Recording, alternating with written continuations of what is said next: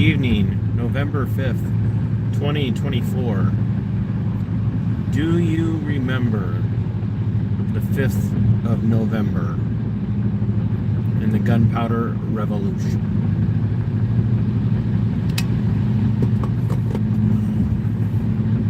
I am TC, the host, founder, originator,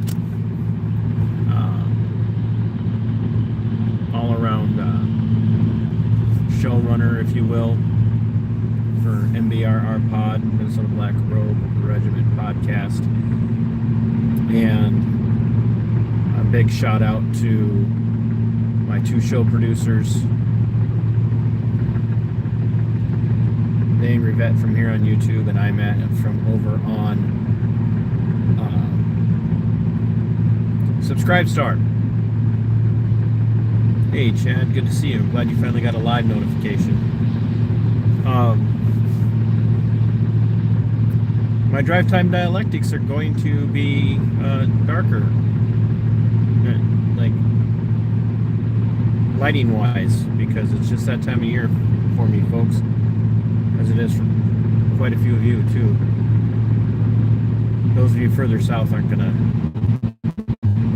Hey Patrick, those of you further south aren't going to get it as much as some of us up here in the frigid expanses of the north, which it's not really all that frigid right now. It's 46 degrees, but it is 5:17 and it's almost pitch black. So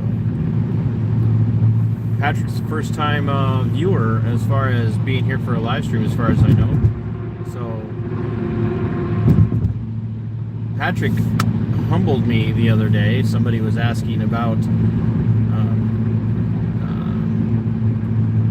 good alternative media, investigative type outlets to listen to and watch locally to Rochester, Minnesota. And if this is the Patrick I think it is, he threw my name out there. I had no idea who he was, and it was humbling. So, do you consider someone who got robbed at gunpoint? Goofy, thanks for the answer. I don't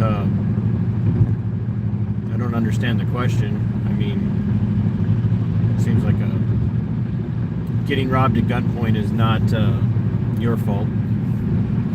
You're a victim of someone with criminal intent. So I don't know why I would, but I don't know what to. Feels like that might be some sort of troll question, but who knows?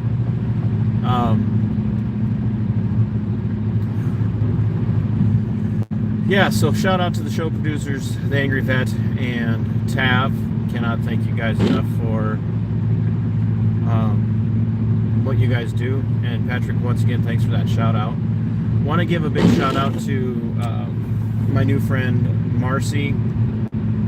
She has done 2 shows in a row now with me on Monday Night Musings, and I'm not disappointed in her. I'm disappointed for her. I think last night's show with her was maybe as good, if not better, than the first show that I did with her.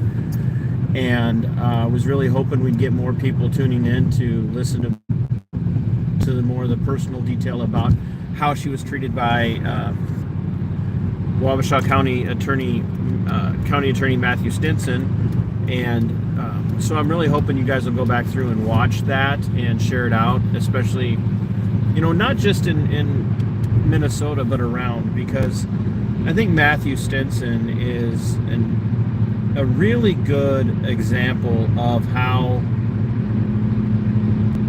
public servants, elected public servants like him, really get into office and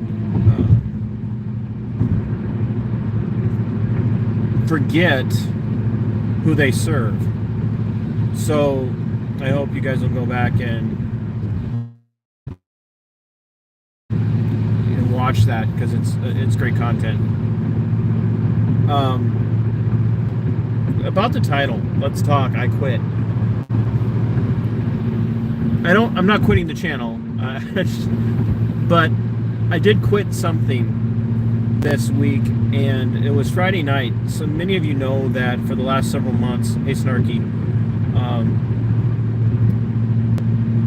everybody else,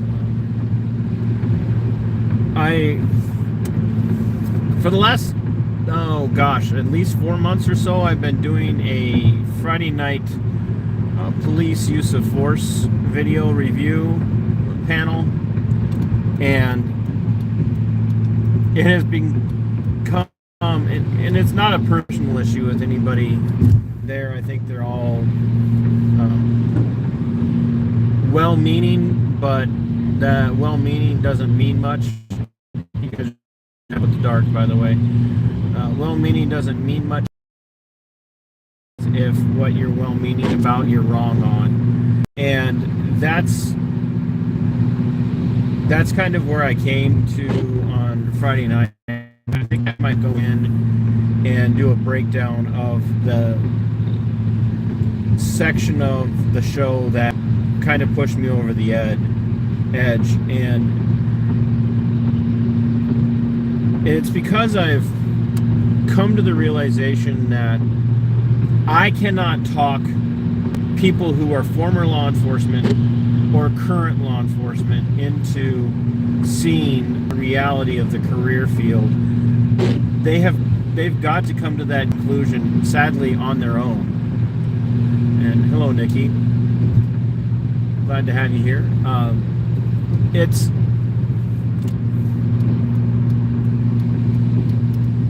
the problem with the law enforcement career field, and ultimately the problem with people who have left the law enforcement career field after a long career, basically retired or moved on to a higher paying job doing, something else like advising or even teaching in the law enforcement career field, is that they develop these blinders.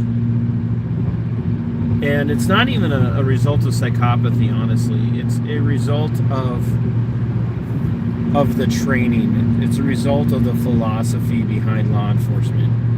And that became abundantly apparent for me on Friday night when, in the course of doing the review, they were showing a video from Florida of, hey Phoenix, good to see you, I know who that is.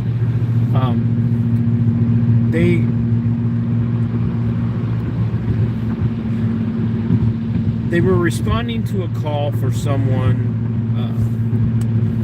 and it was actually a really nice home. So we're not talking about a dive place.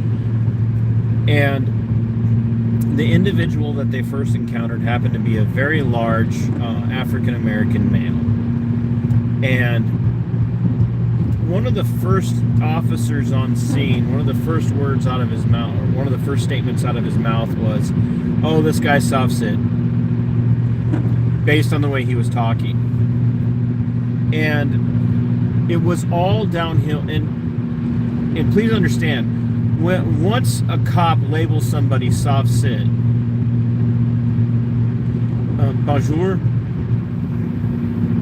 once police label somebody a soft sit, it's over. It's absolutely over. They're not going to talk to you. They're not going to reason with you. They're not going to give you any empathy. They're not going to treat you with any dignity or humanity. And they're there now to do business, and that is to beat you into submission, whether it be through harsh language or literal physical force. And that's what took place in this body cam footage that we were reviewing. And so part of what we would do for that review, and the channel here on my channel, I have that up from Friday night if you're interested. You see, getting an idea of what we do with those videos. But what we ultimately do is we kind of make a grand jury-esque decision. Will we indict or not indict? Bill, what in the grand jury lingo is bill or no bill. And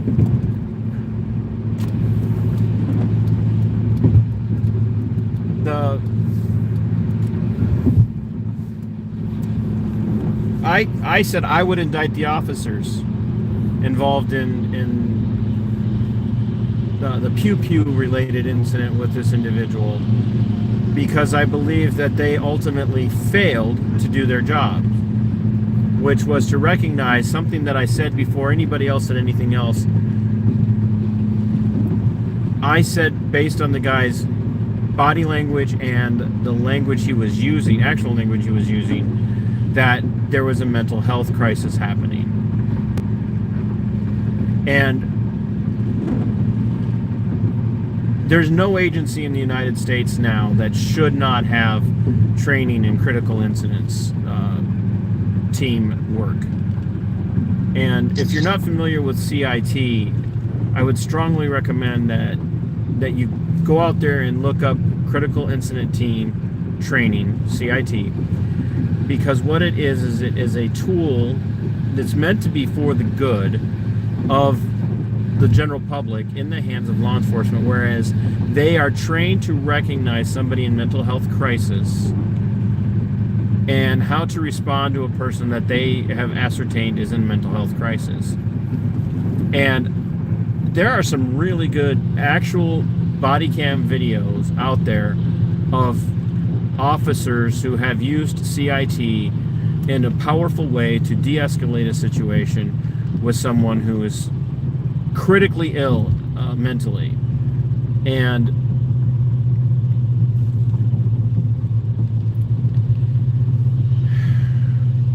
no one bothered to do that with this guy. They tried to talk to him. He was exhibiting signs of mental illness, of some sort of mental health crisis, some sort of mental psychotic break. They looked him up based on his description, looked at his picture, looked at him, said this guy has a warrant, bring him in. That's what it came down to. And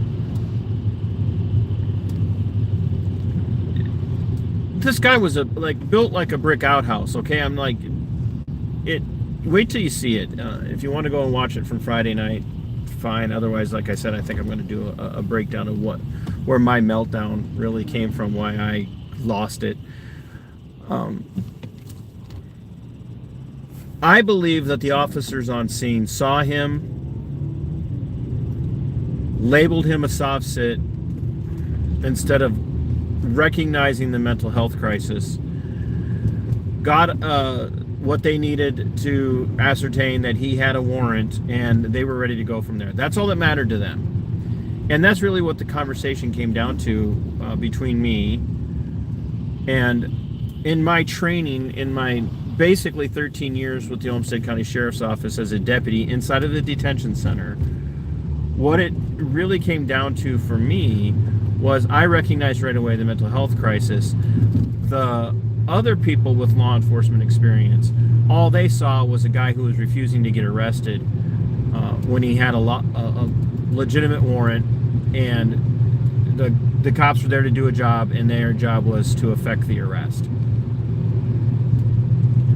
And that to me is the disconnect today. That to me is where the problem lies with police accountability. There are two tracks upon which police accountability travels. One is within their own agency.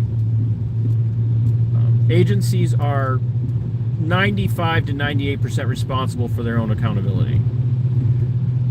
And the other track is in public eye. And the problem with those two tracks is that, one,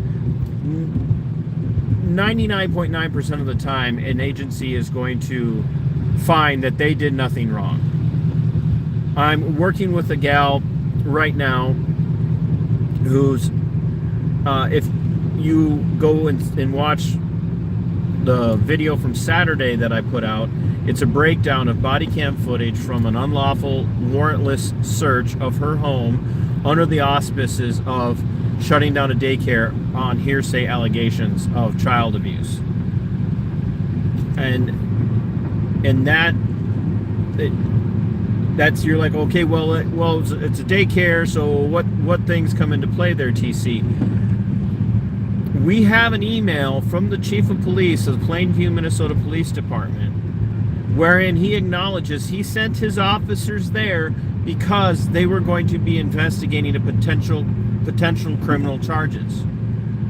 I have the email, and I'm going to show that to you guys, and we're going to do a video about that.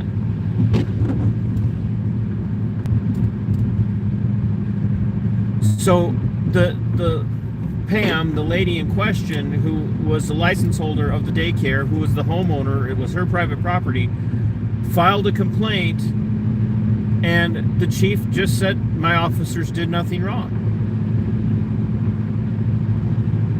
Now, what do you do with that?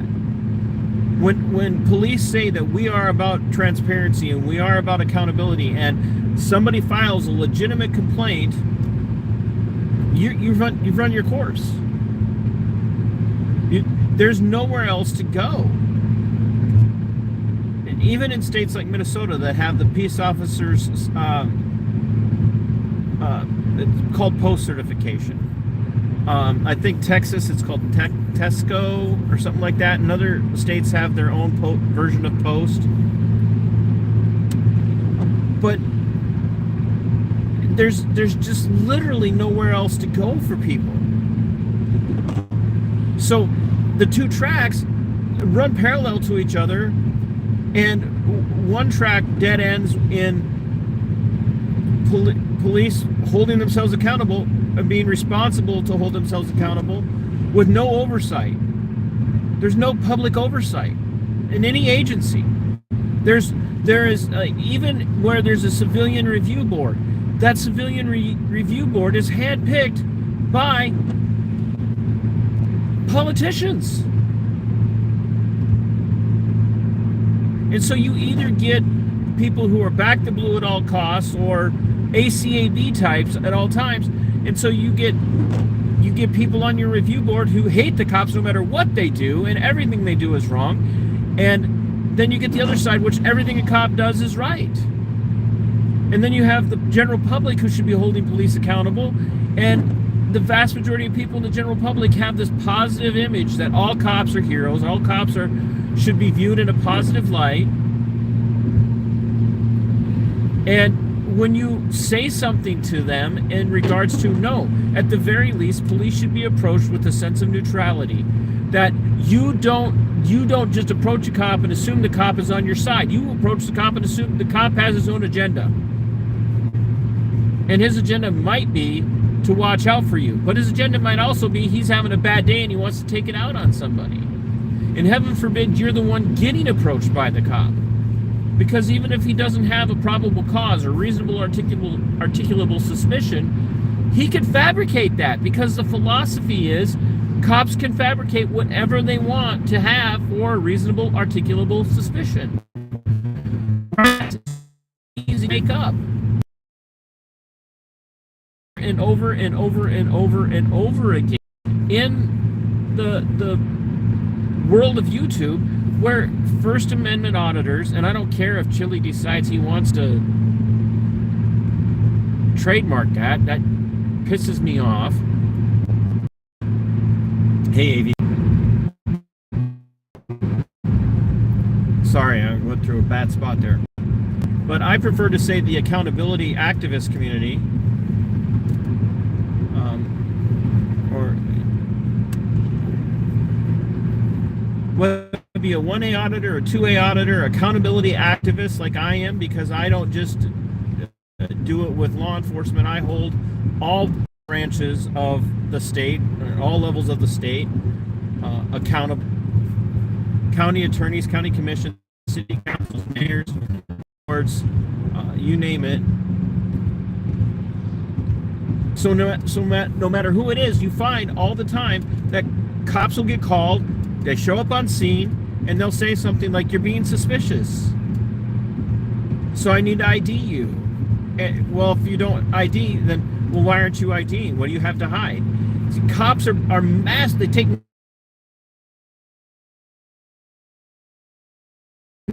They just do it. It just comes natural to them.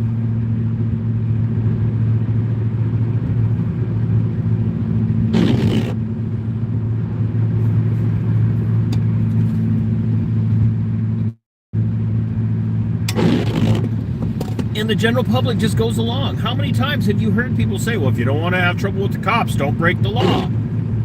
Well, think about that. You're just walking down the street. You're shooting a travel video. Think of the Amagansett Press boys. Just think about them. Amagansett Press goes out.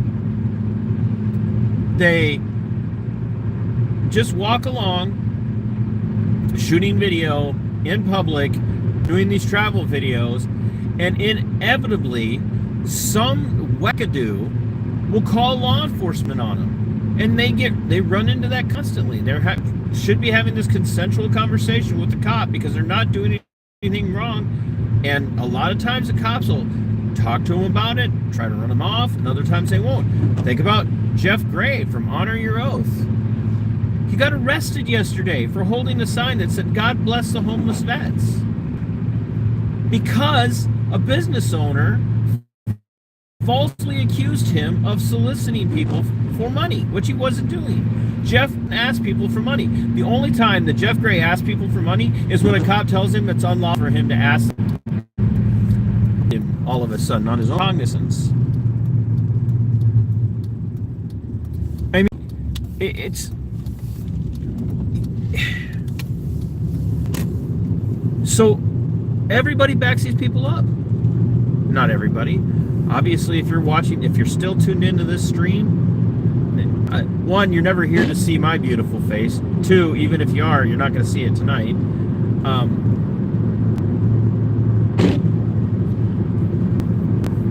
Well, maybe a little bit now. I turned the light up. Three, the rest of the people out there, the small percentage of people that bounce around in this accountability community, ultimately aren't enough to make up for the damage being done by the rest of the bootlicking statists that are out there.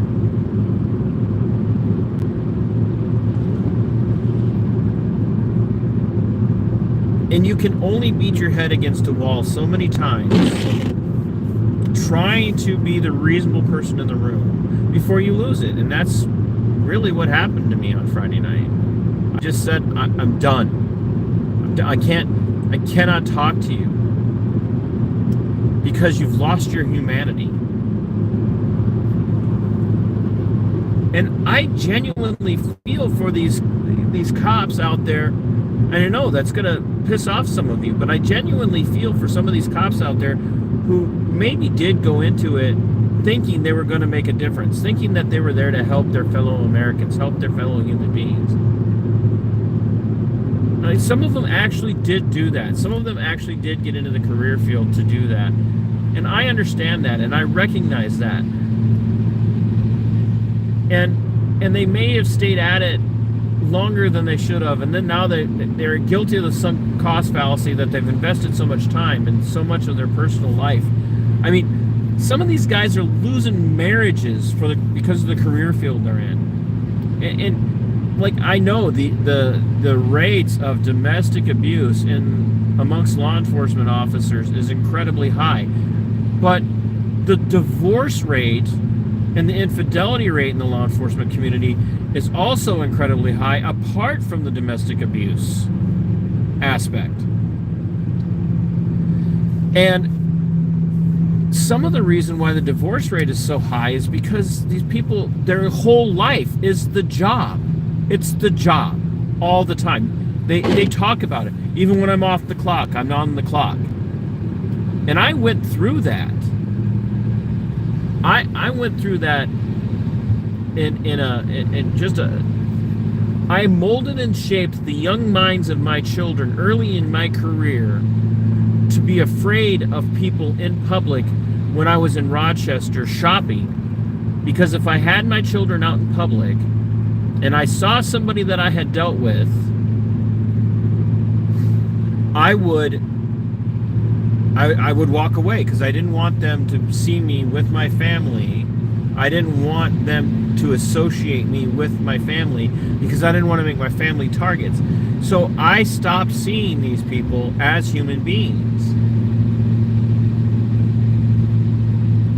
Early in my career, and I had to turn around and walk away from that. I had to make a conscientious decision to start seeing the people I dealt with on a regular basis as human.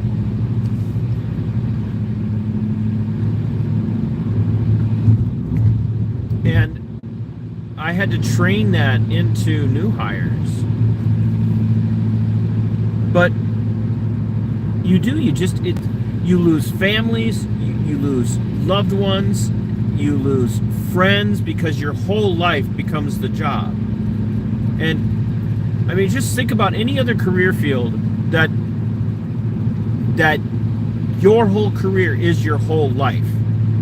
Like, sure, there are doctors out there that are somewhat like that, but when they walk out of their office, when they walk out of the operating room, when they walk out of the ER,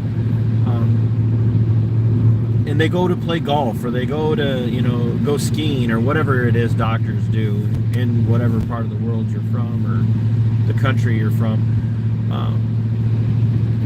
Doctors are just, they're just people.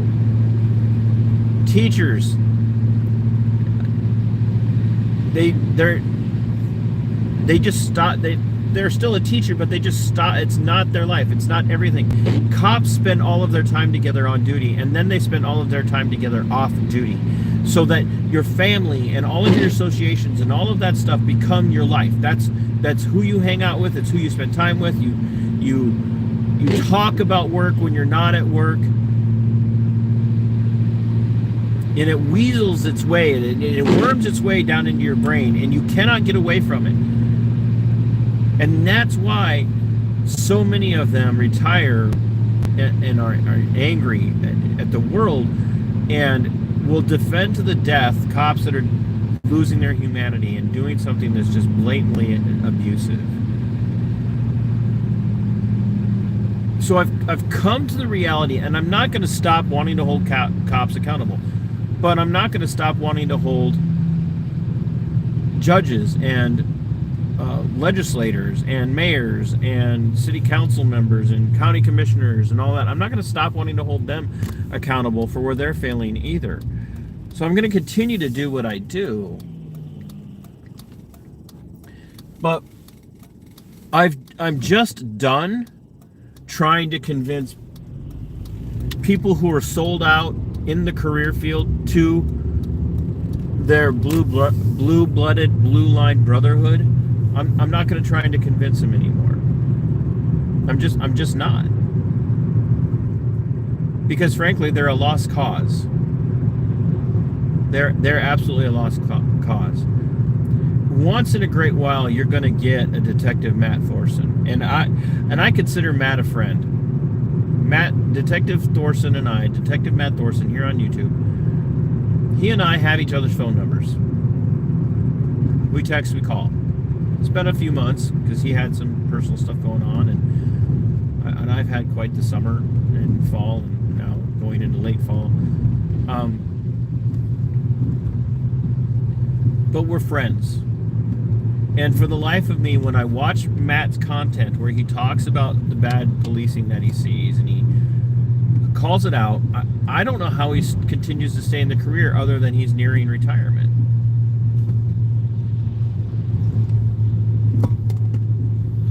I don't know how they haven't found a reason to fire Matt yet, to be honest with you. Because that's what happens to most of them.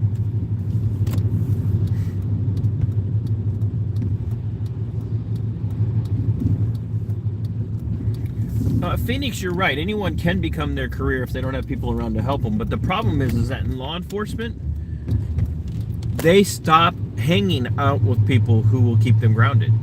Because they spend all their time hanging out with people who think just like they think, who act just like they act. And you'll hear them say things like, I can't spend time with you regular people. I mean, I've heard this. You guys don't understand how I think. I can't stop thinking this way, so I need to be around people who think the way I think. That's absolutely terrifying to me. And I think I went to 2 Christmas parties, maybe 3 Christmas parties with people that I worked with, and then only because the sergeant who was throwing the Christmas parties was actually became a good friend of mine while I was in. Yet I don't hear from him at all anymore. I don't know why. I'm getting ready to pull up here and vote, folks. So, and as I get ready to go, this is me talking to you, my fan base. I know this is not going to be a multi-million-dollar or million-dollar, multi-thousands of dollar or thousands of views. I just wanted you guys to hear this, that I'm not giving up on what I do. I'm just giving up on some of the people I focus on. I'm done trying to convince them. They're a lost cause. And one quick reminder before I go in and vote. You guys, remember that no matter who you vote for, no matter which direction you lean, red or blue,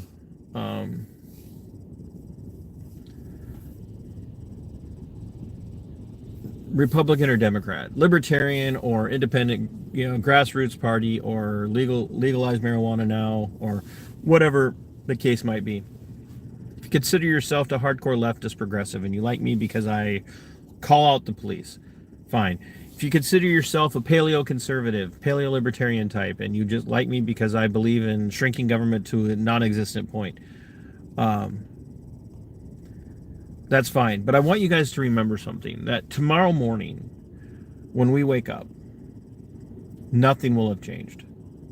No matter who gets declared the winner in your races, nothing changes, and nothing will ever change until more of you get active locally. That's where we make the difference. Think local and act local. That's why my channel members are called Act Localists. Nothing changes until you get involved locally. Until you get to know who your mayor is, until you get to know who your city council members are, until you get to know who your county commissioners are, who your school board members are. Those are the people that have the most impact on your life. And those are the people that should matter the most.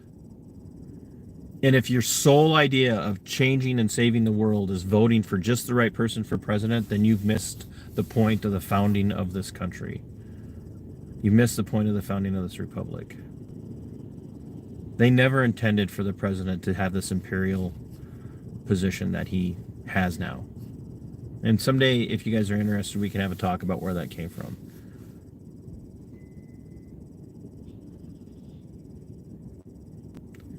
Snarky, I hope you're all right. Hope you're okay. I mean that. You know that. I love you, brother.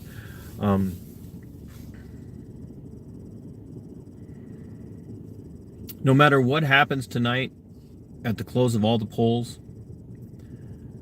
I would love for you to join me in committing to being active at your local level and holding your mayors accountable and your city councils accountable and your school boards accountable and your county commissions accountable, and helping other people do the same.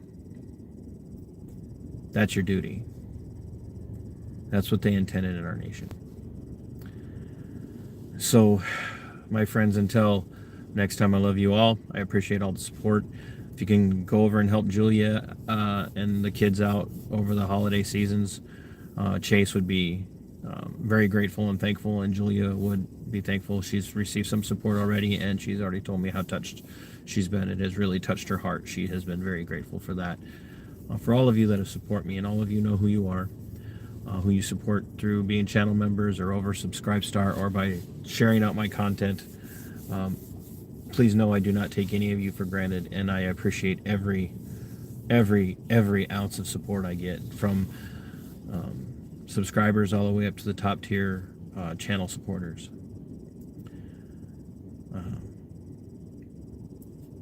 Fight for your freedom.